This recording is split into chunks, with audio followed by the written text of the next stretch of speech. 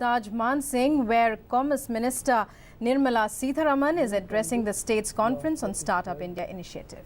And let's see what we can do about it, but I'm not assuring anything at the moment. These are the laid out norms at the moment. Questions obviously can be asked. Then you know about the 10,000 crore fund of funds which was created. I'm not going to elaborate on that. These are features which I just want to flag off before we get into various levels of discussion. Startups working in areas covered under the list of 36 white category industries have been exempted from all the applicable compliances under the 3 environmental laws. They are like water, the Prevention and Control of Pollution Act of 1974, the Water Prevention and Control of Pollution Cess Amendment Act of 2003, and the Air Prevention and Control of Pollution Act of 1981. All the 3 are exempted for those who come under the 36 white category industries.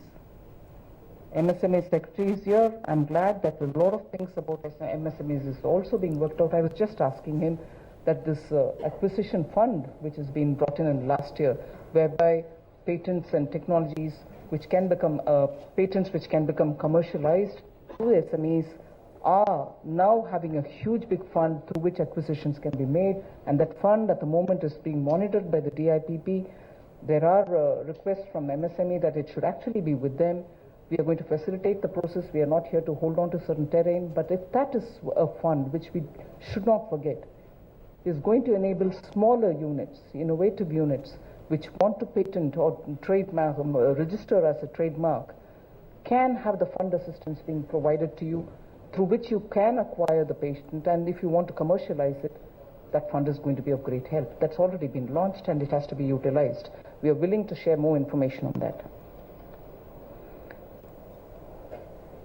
And then, of course, we have made a provision for relaxed norms on prior experience basis and turnover for public procurement of micro and small enterprises, MSMEs, in the procurement policy of the Ministry of MSME. That is a very important thing, wherein many of the startups have told us, wouldn't you want to give us a provision whereby what we produce can be acquired by the government itself, so that at least a portion of it is guaranteed market and subsequently the rest of it can find free market sources. MSME has a provision for it, and we've made a provision in the procurement policy of the Ministry of MSME whereby your products will be procured by the government. Then of course this whole discussion on the incubators, I'll just give a few statistics so that we are on board.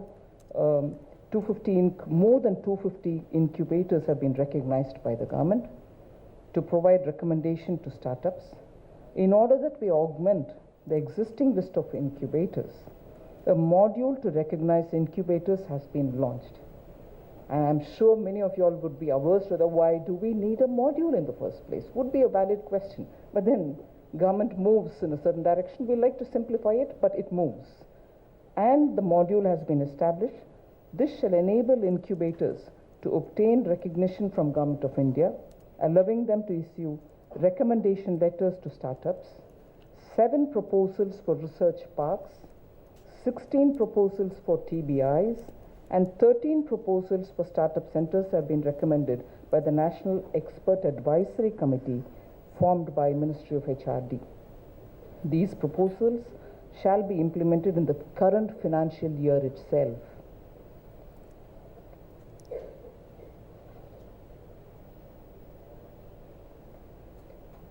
I'm not getting into greater detail about what the incubators, letter of recommendations being given by the incubators, because I'm sure that's going to be part of all that you discuss.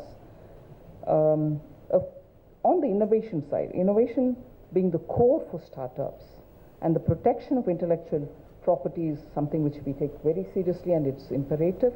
A panel of facilitators has been constituted for providing assistance and not a send back, providing assistance and support in filing applications for intellectual property rights, wherein the DIPP would bear the facilitation cost. In order to avail IPR related benefits, rebate and fee up to 80% and free of cost facilitation in filing IPR applications, a startup would be now required to obtain only a certificate of recognition from the DIPP and would not be required to be examined by the interministerial board as was being done earlier. So that's one rapid change that we've brought in, very much responding to the voice which we've heard. So this is one example where I would like to use to say this is the way in which we are responding even as we are moving forward with an action plan, because we are hearing voices. Welcome back to studios. That was a live telecast from Taj Mansingh, where you were just listening to Union Commerce Minister addressing the state's conference on a Startup India initiative, which was begun in January this year. She spoke about the government's innovations in small and medium industry sector, about the procurement policy changes of MSMEs and establishment of a module for incubators for startups.